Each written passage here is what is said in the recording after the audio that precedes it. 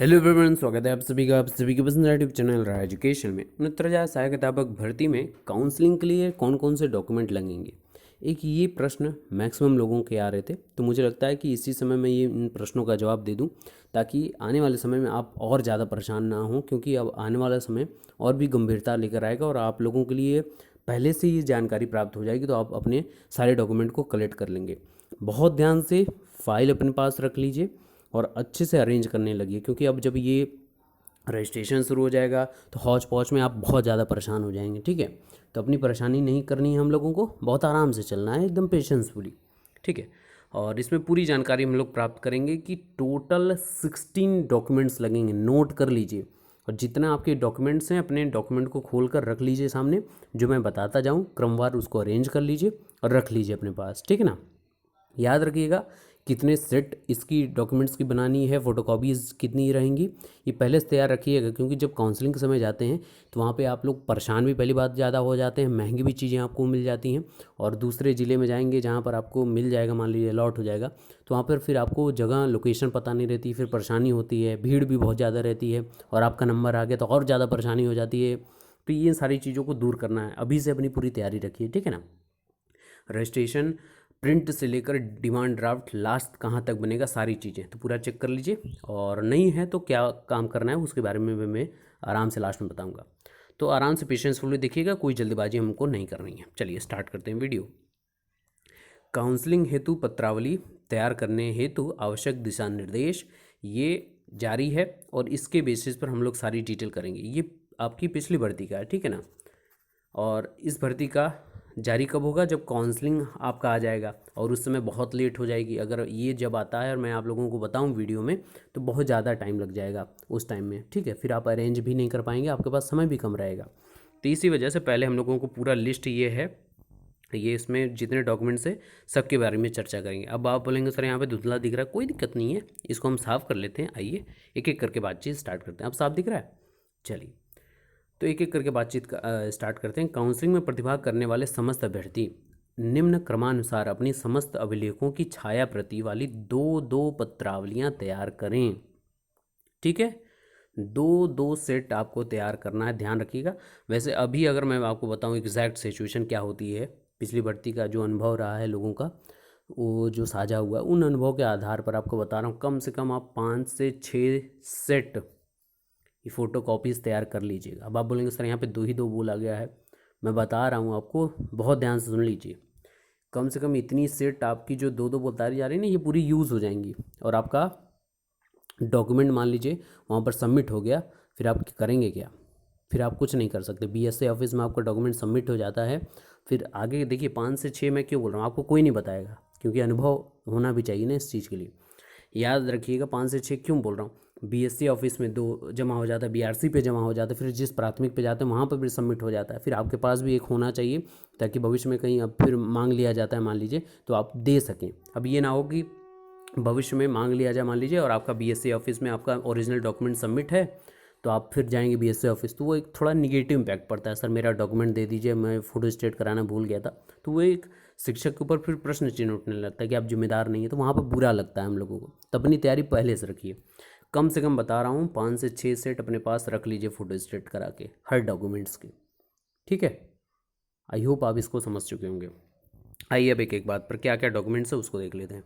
सबसे पहला है आवेदन पत्र, जो आपने रजिस्ट्रेशन किया था सबसे पहले इस भर्ती प्रक्रिया का, वो आपको रख लेना है। उसके बाद ई आवेदन पत्र, जो संबंधित जनपद के लिए आप भरेंगे, आप ध्यान से समझ लीजिए।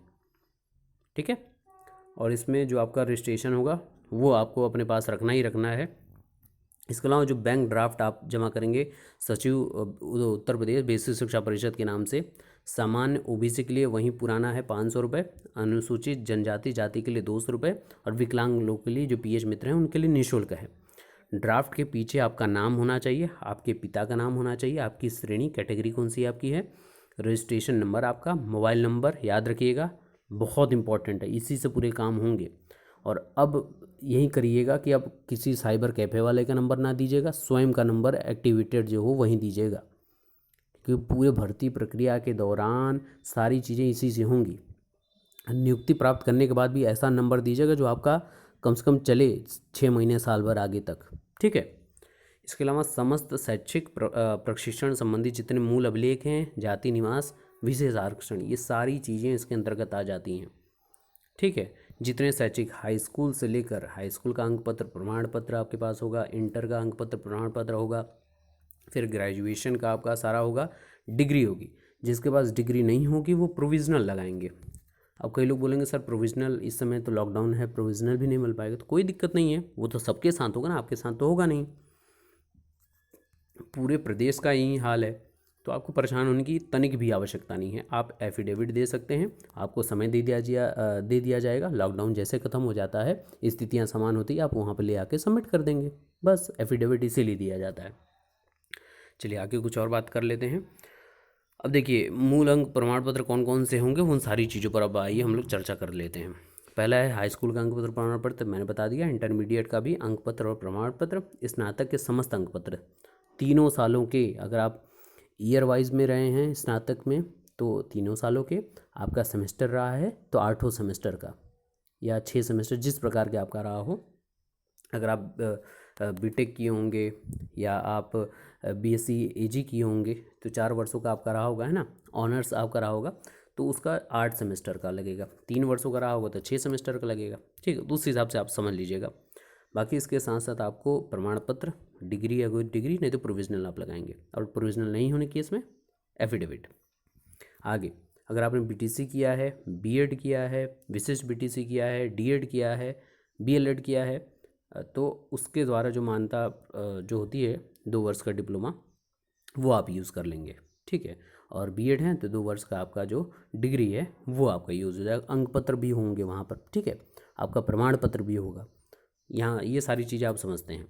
आगे, टीईटी के बेस पे हैं आप कि सीटेट के बेस पे हैं, उसका प्रमाण पत्र यहाँ पर यूज़ होगा। कुछ लोग बोलेंगे कि सर टेट का तो ठीक है, टेट का तो मिल गया सबको, हैंड ओवर हो गया, हार्ड कॉपी हो गई, लेकिन सीटेट में क्या है कि ऑनलाइन है, तो ऑनलाइन ही उसी को फोटो स्टेट करा लीजिए। बाकी जब बोला जाएगा तो ऑनलाइन आपका ऑथेंटिकेट हो जाएगा डिजी लॉकर पर, उसको लेकर परेशान मत होइएगा, लेकिन उसको डाउनलोड करके फोटो स्टेट करा लीजिएगा। जाति प्रमाण पत्र ध्यान सुन लीजिएगा, पिता के नाम का ही होगा। अगर आप देखिए, यहाँ पर महिलाओं को दिक्कत होगी। सबसे पहले मैं बता दूं, जो पुरुष हैं उनको दिक्कत नहीं है, पिता के नाम का ही होगा। पिता के नाम का ये मत समझने लगिएगा कि पिता का अलग से बनवाने लगे, नहीं, आपके ही नाम का बनेगा। उसमें सन ऑफ आपके पिता का नाम और पिता की जो जाति होगी, जो कास्ट होगा, वो वहीं देखा जाता है कि पिता का ये है तो पुत्र का भी यही होना चाहिए, है ना। जाति तो पिता के ही क्रमवार चलती है ना।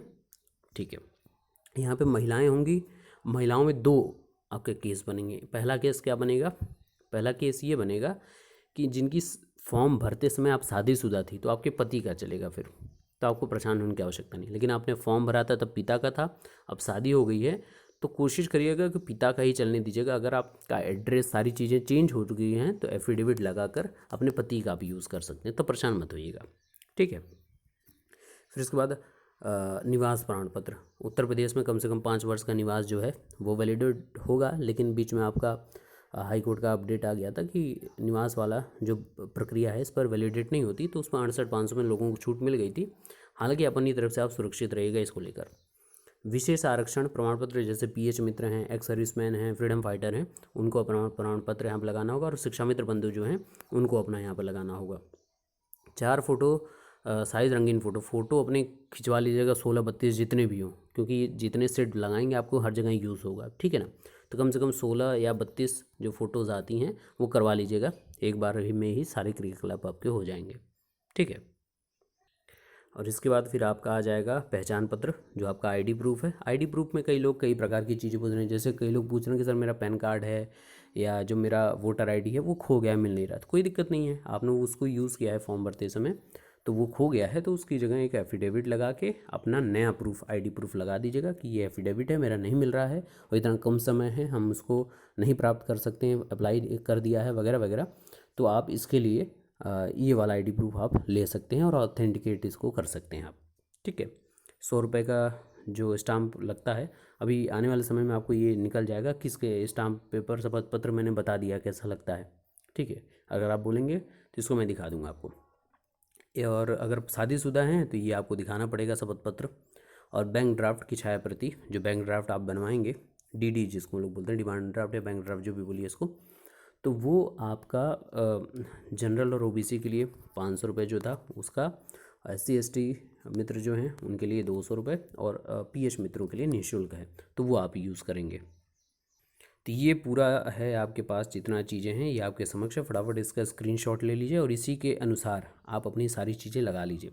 एडमिट कार्ड भी उसमें मेंशन कर लीजिएगा, मैंने एडमिट कार्ड नहीं बताया है, तो एडमिट कार्ड को भी आप उसमें लगा देंगे तो आपका ये सारी चीज़ें 16 डॉक्यूमेंट्स कंप्लीट हो जाएंगे। ठीक है, तो ये उम्मीद करूँगा। और फ़ोटो अपनी रंगीन करिएगा, ब्लैक एंड वाइट मत करिएगा, रंगीन रहता है, अधिकतर जगह रंगीन ही चलता है, इस वजह से रंगीन बोला गया है। ठीक है,